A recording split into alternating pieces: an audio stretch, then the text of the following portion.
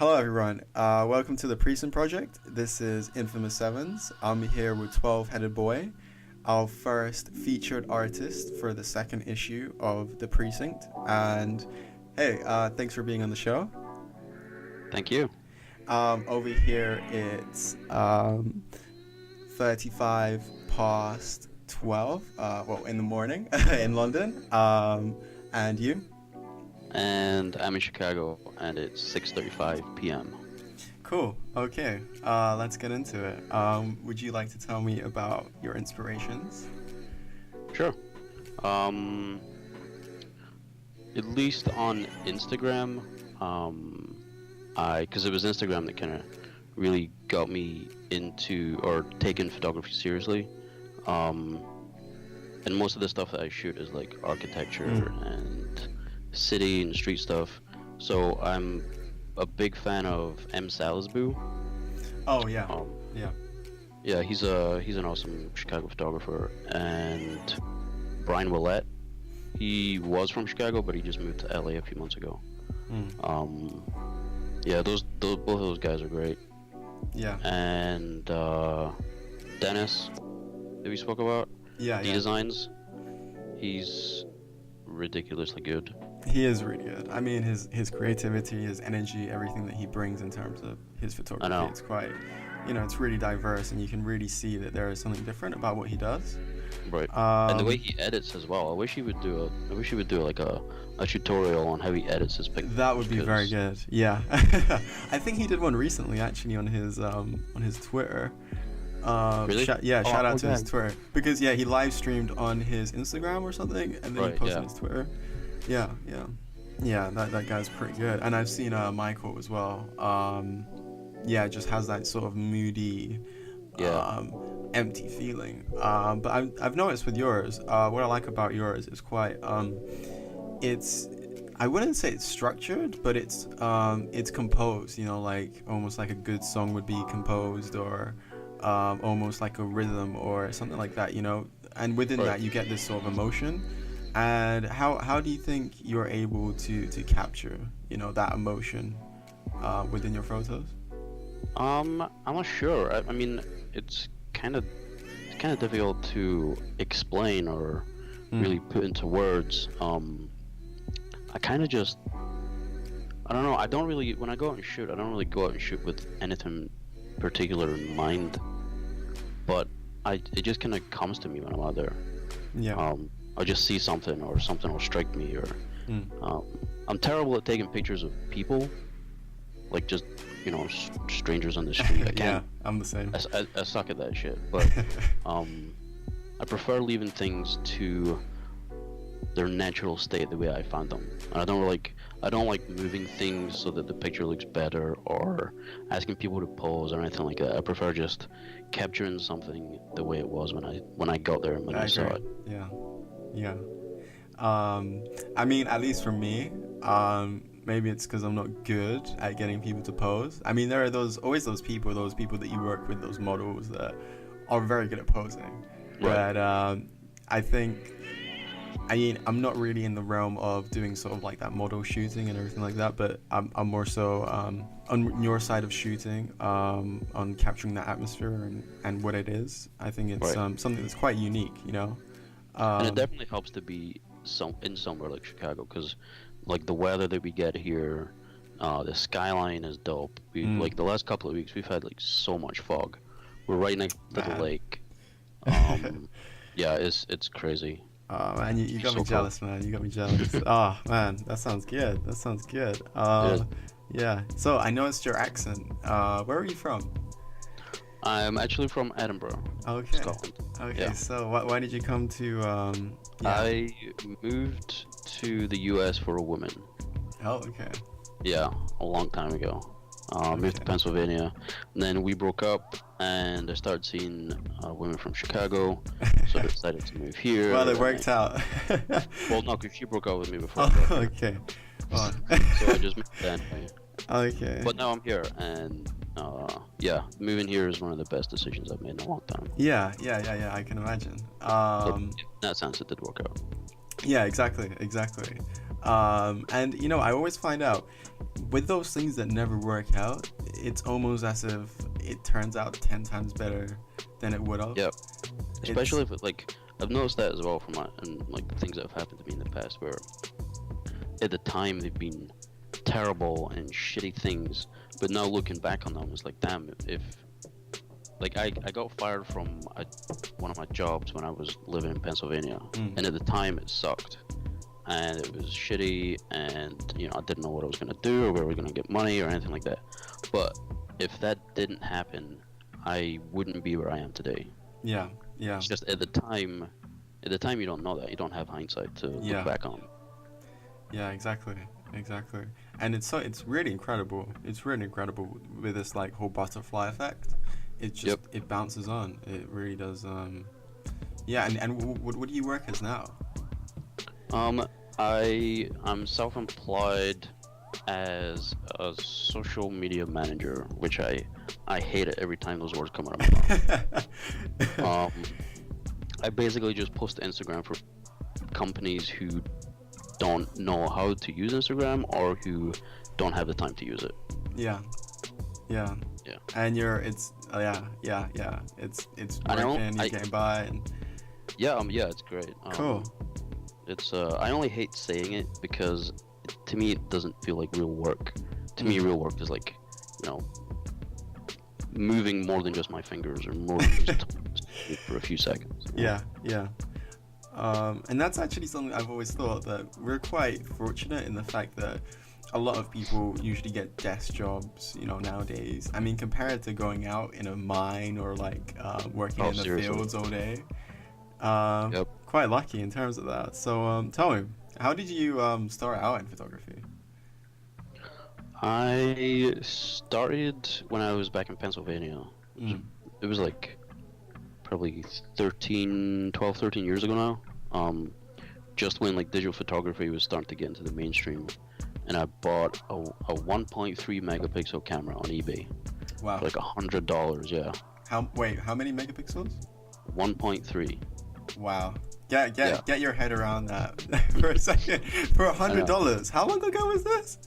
This was like 2003, 2004. Ah, things have changed. Yeah. Shit. I know. And it was crazy. Like, it blew my mind what I could do with it. Like, I can take a picture and then 2 minutes I can have it on my computer. How is that possible? Yeah. But then after so that was like not long after I moved here, so I didn't have a work permit yet, so I was just like sitting at home, you know, couldn't do anything. And then after I got a job as a dishwasher, my first job in the US, and I saved up and spent like I think $1,200 or $1,300 on a Canon. It was like a Digital Rebel 350 or something like that. It was like 6 megapixels. I think that was probably the only thing I had going for it. Yeah. And it's just crazy that, like, you know, what you can get for $1,200 these days compared to... Yeah, it's absolutely insane, right? Yeah, it would have been unimaginable back then. Yeah. And what is it that got you into the realm of, like, the whole idea of photography, do you think? I was never into it as a kid, and I was never like inspired by anything to get into it. It was honestly just like getting that first crappy little camera and seeing what I could do with it. And then I would just when I saved up and got the Canon, I would just like walk around the town and take pictures of stuff. And it was a small town in the countryside, so there was no architecture, there was no like real street photography to be taken. It was all just like landscape.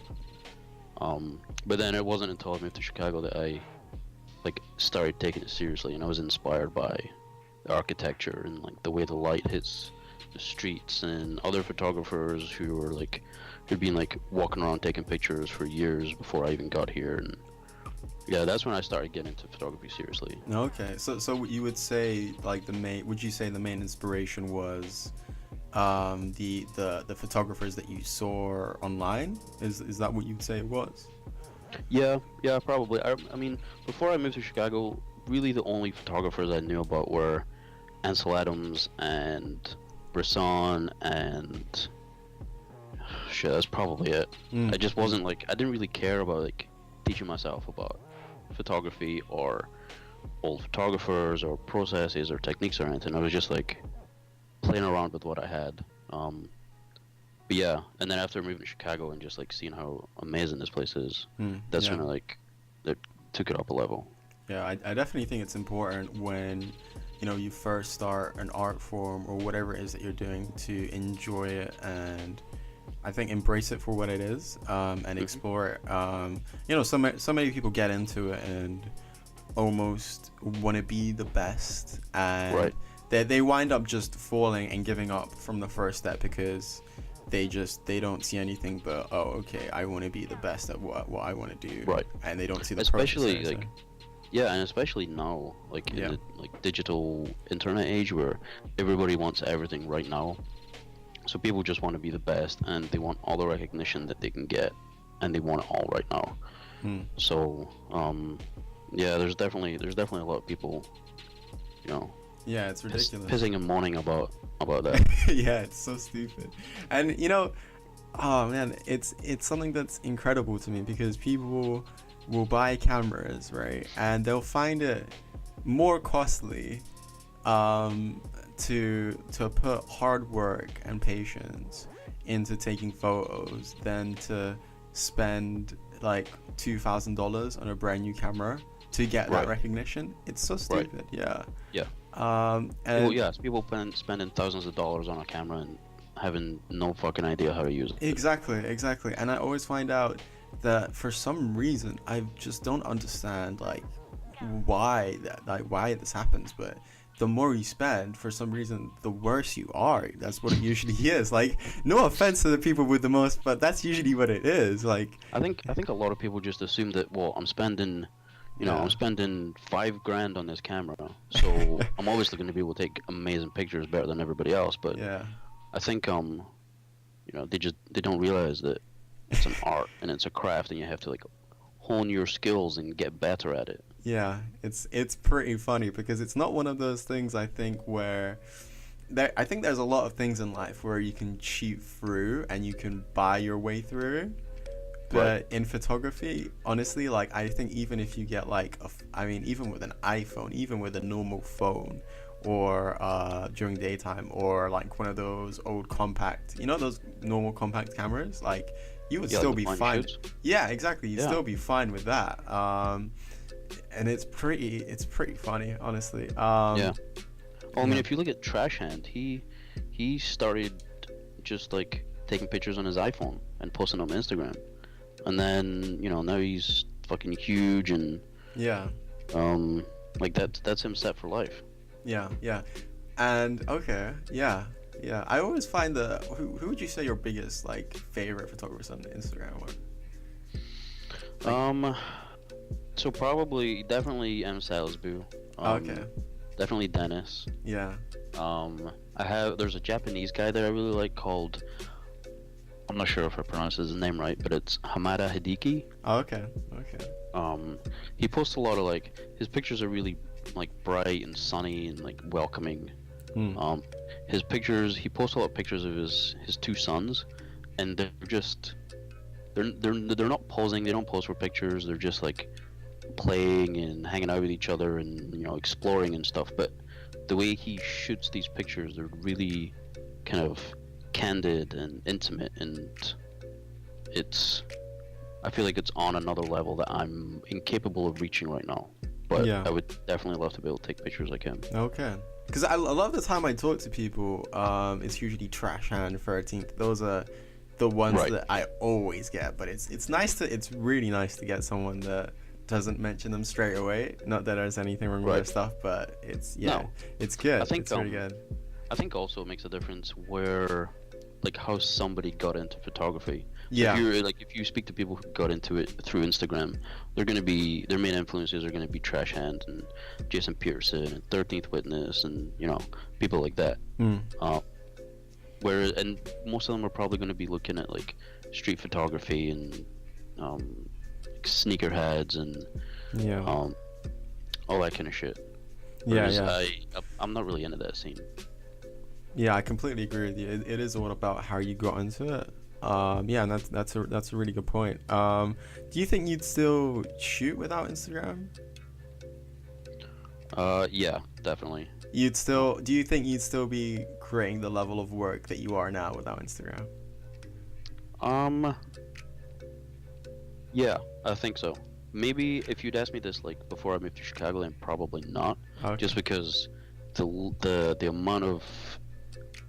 amount available for me to shoot in the area I was living, I quickly ran out of inspiration. Whereas in Chicago, there's so many different people here. There's so many, like the architecture and the way the city is laid out and all that kind of stuff. It's difficult to. I mean, sometimes I go through periods where I'll be uninspired, but it doesn't last for very long, and it kind of just takes me getting back out there and shooting for me to like get that urge to just constantly shoot all the time. Exactly. But yeah, I mean, I was shooting before Instagram. I was shooting before like smartphones even existed. So I'd still shoot again if Instagram disappeared. Plus, like what I want to do with photography doesn't really. I feel like there's a difference between Instagrammers and photographers. That's very true. That's very true. Instagrammers just like they care about the likes, they care about the follows, they care about who follows them. They spend like every waking second on Instagram. Yeah. That's the only place to get any kind of inspiration or like creative inspiration, I guess. But what I want to do with photography is way beyond Instagram. So yeah, even if Instagram died tomorrow, I would still keep doing what I wanted to do, and kind of, and like even in the last like maybe 6 months to a year or so, when I first moved to Chicago, I was really into the Instagram scene here, and it kind of just got to the point where everybody was doing the same shit and shooting the same thing in the same style, and so I started like looking elsewhere for inspiration. So I mean, Instagram's still great, and I've made loads of friends from it, and I'll still keep using it. But I just don't want to get caught in the trap of feeling like that's the only kind of creative outlet that exists. Yeah. And it is something that I think people find it hard to distinguish between with that sort of being able to work with it, you know, right, instead of for and when I did you know, when I did First Star, I saw that pattern as well of people trying to replicate the same thing, and you know, it all goes in cycles. But I think as long as you follow, I mean, what you are inside, I think, and that's something I always try to tell people, if you hone those skills of composition and being able to make something, you know, your ideas and thoughts really clear, and you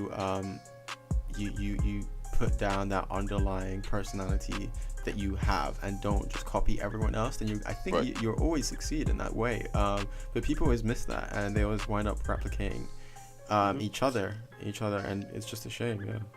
And I mean, that's good. Like I did the same thing. Like when I got into Instagram Chicago, I was trying to emulate the people whose photography that I really liked, and it wasn't that I was trying to be like them or do the same thing. I just wanted to, like, I was like, shit, how do I take pictures like that?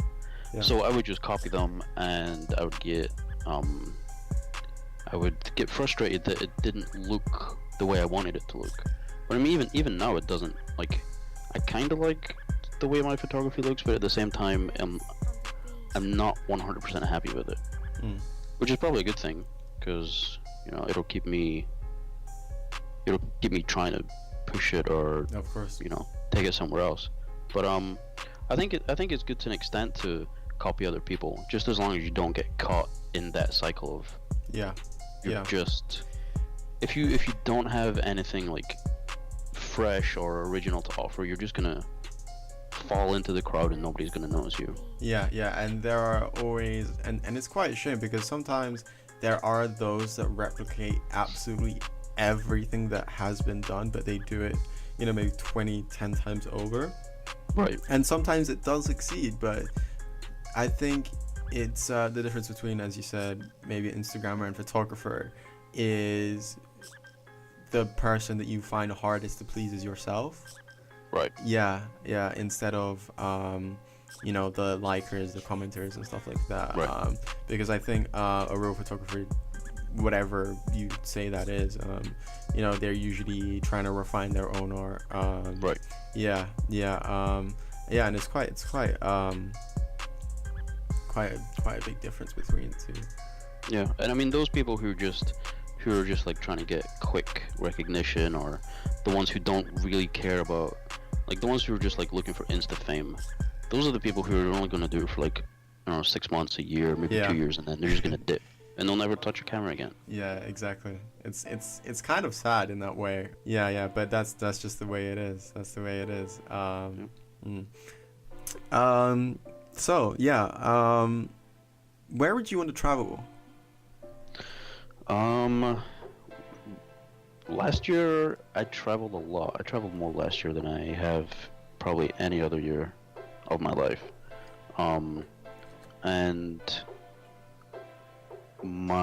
so back in September, my girlfriend and I took a 10-day road trip out west. Wow. To Utah and Arizona. We hit up a bunch of national parks. And so we want to do something like that again. A couple of friends moved out to San Francisco, so we want to try and hit up Redwoods and Sequoia. But also we're trying to hopefully planning a month-long trip around Europe and North Africa at the end of the year. Wow, that sounds insane. Yeah. That sounds crazy, man. Yeah, well, all the best to that. I mean, I'm looking forward to those shots, though. Yeah, I'm expecting those shots. I'm expecting some really good shots, okay? No, I'm not trying to like put any pressure on you, but really good shots. Really good shots. Okay. The best shots you've ever seen. The best shots I will ever see that anyone else has. But yeah, I'm surprise-winning shots is what you want. That is exactly it. Exactly it. Right. Any more places you want to travel to?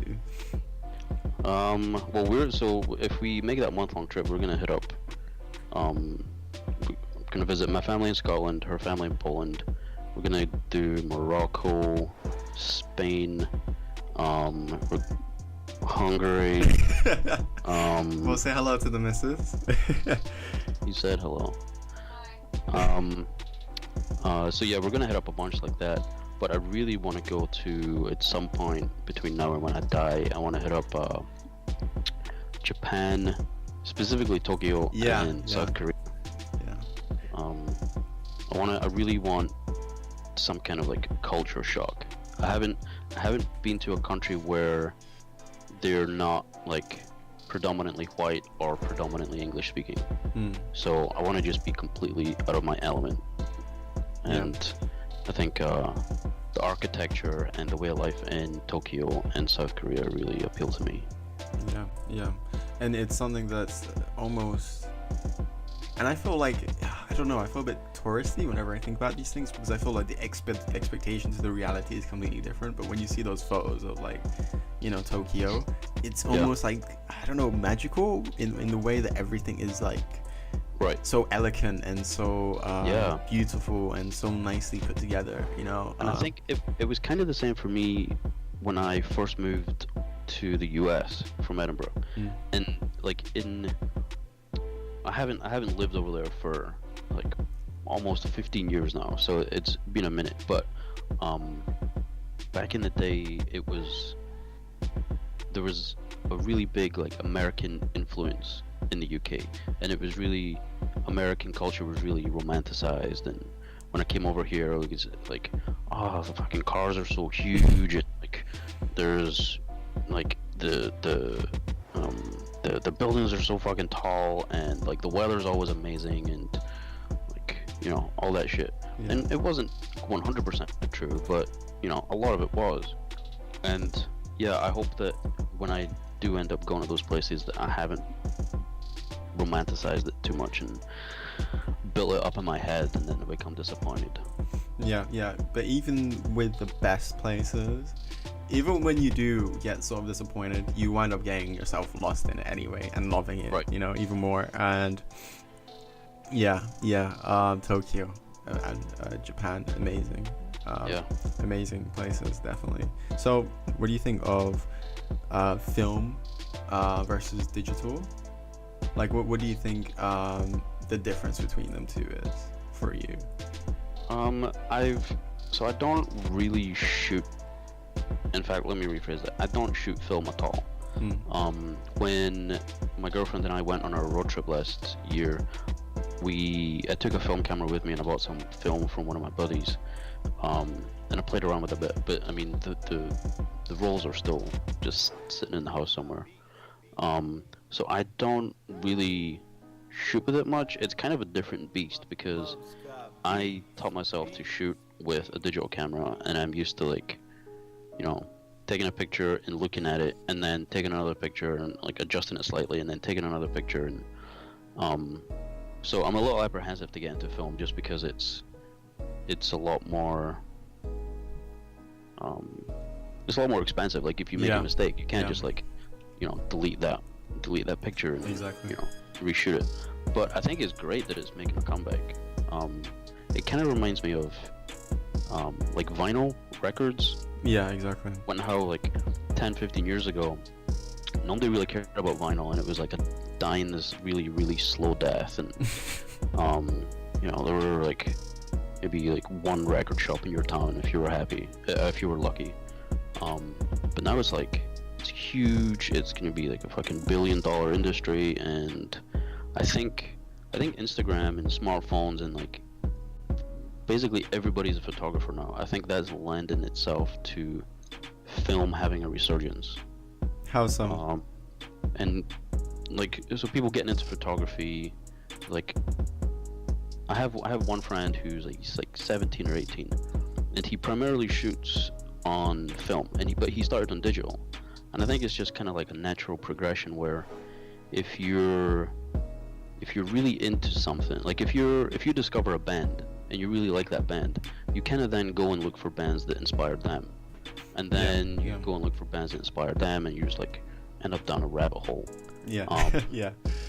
So I think it's the same with photography. You start digital, you get into, like, certain styles and techniques, and then you discover film, and then you know, adapt to start shooting film, and you want to replicate, especially if you're influenced by some of the older photographers who didn't shoot when digital was available, who only had film, and you want to be like them, or you want to be able to shoot like them.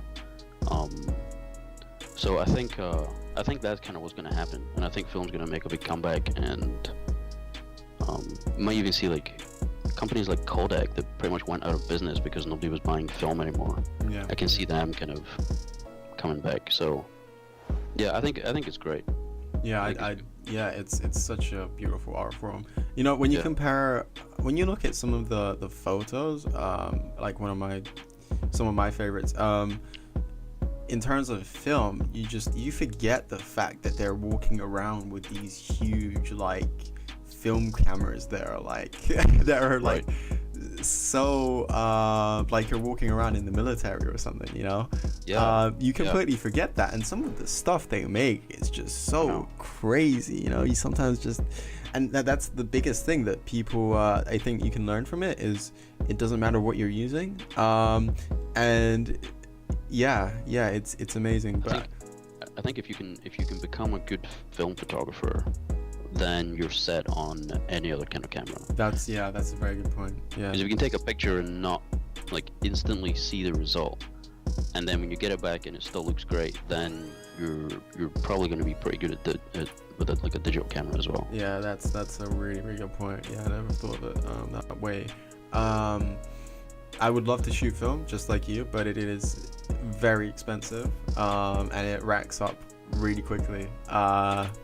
But there is it's so important to keep that alive, and I think it's also got something to do with us having everything instantly and wanting to sort of go back to an era where, you know, people think it was not easier, but almost like a more...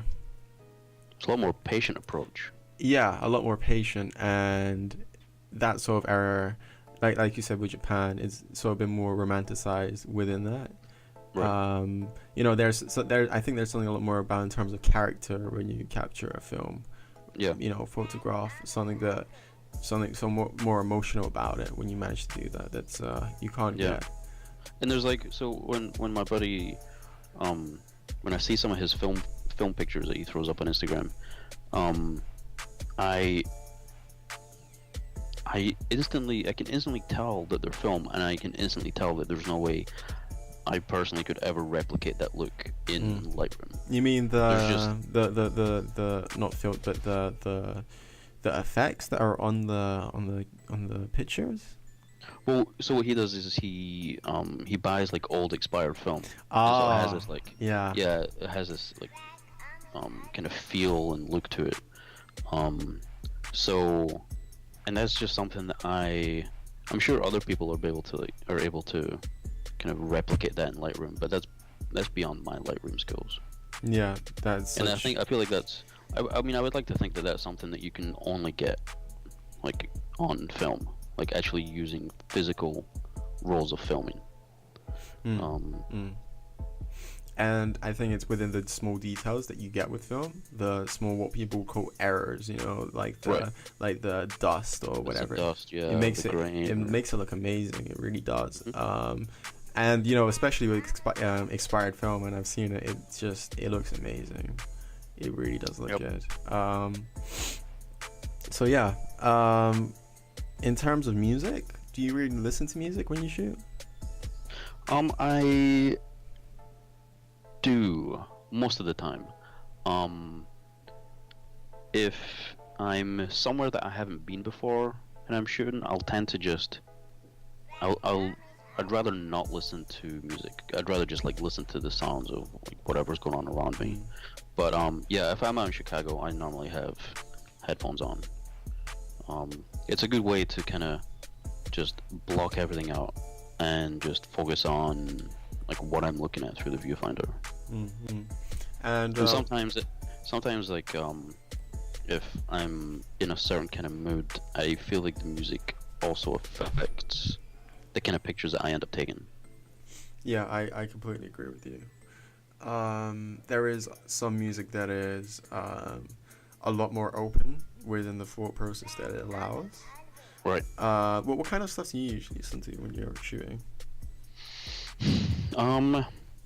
It depends. Like, so in the winter, the winters here can get cold as fuck. So I kind of gravitate more towards darker, gloomier, kind of colder music.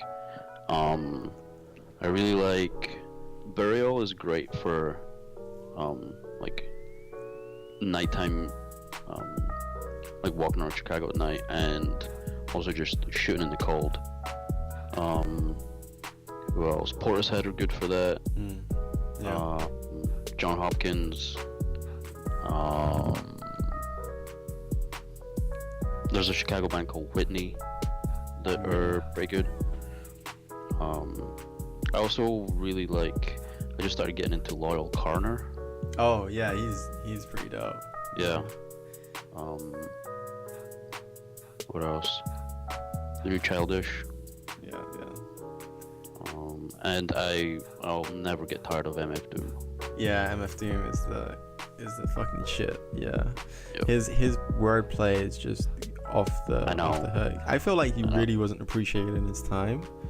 And it's really like, I usually find that it's old, I'd say more experienced hip hop people that are into that kind of stuff. Right. But it's really good to find people who are into it.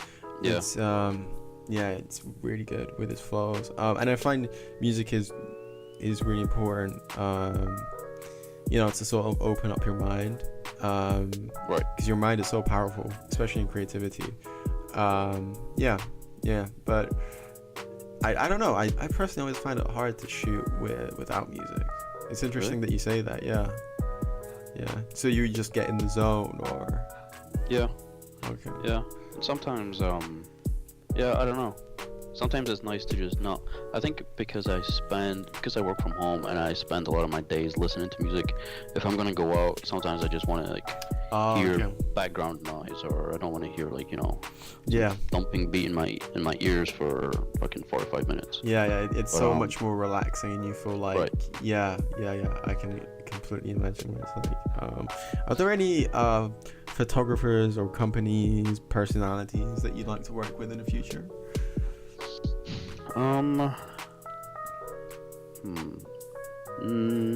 Not really. There are. I mean, it's something I'd like to do in the future, but not something I'm specifically focusing on right now. I'm not into streetwear brands or anything like that. I'm not really into like high fashion brands or anything like that. There are like the photographers I mentioned earlier. I'd love to work with them, but I'm kind of trying to get away from architecture and city photography more, and get more into like kind of conceptual portrait photography, or just like weird. I don't know. It's difficult to explain. Yeah. My friend and I are like, she's gonna do the makeup on models, and I'm gonna take pictures, and we basically just want to do like a bunch of weird shit that Keep it PG. Keep it Instagram. Yeah, but there's so many people especially on Instagram who are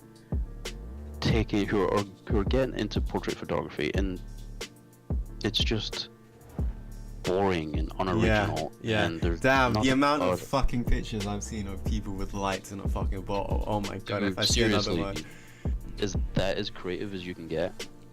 Like, here, fucking hold these string lights, or put one of your hands in your hair. Yeah.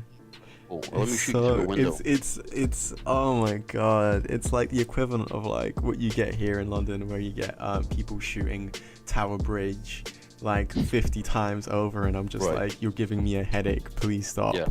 And that's really what helps to highlight those that are good at portrait photography, because those people just stick out like so badly because of how good they are.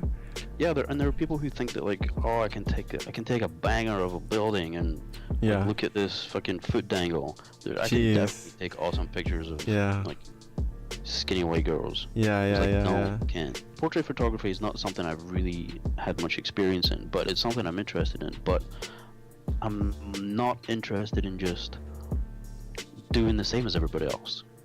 I would rather just, like, if my shit's gonna look like everybody else's, I'd rather just not do it. I completely agree. So that's why I want to like push boundaries, or be weird or different, or like people. I want to take pictures for people so that wherever they see it, whether it's on Instagram or on a wall somewhere, I want them to be like, have some kind of feeling about it, or be taken aback by it or something. And that's really important, to be able to capture people emotionally and grip them, not just get them for a second and think, wow, that looks cool, because in the end, I think those people don't live on in terms of their photography and their legacy and what they do. Exactly.